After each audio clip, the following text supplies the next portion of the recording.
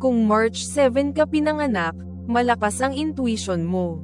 Tahimik ka pero malalim, parang may sariling mundo.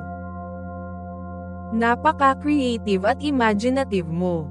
Mahilig kang mangarap at mag-isip ng kakaiba. Then, sensitive ka at maunawain, madali mong maramdaman ang emosyon ng iba.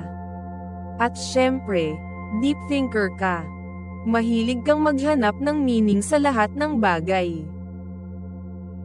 Pero minsan, masyado kang mahiyain o mysterious, kaya parang mahirap kang basahin. Madali ka ring maapektuhan ng emosyon, ang lalim ng iniisip o imahinasyon mo kaya ka nasasaktan. At minsan, nalulunod ka sa sarili mong mundo, kaya balik ka rin sa realidad minsan, okay? Sa love, romantic at loyal ka, pero hindi ka agad nagtitiwala, gusto mo ng deep connection.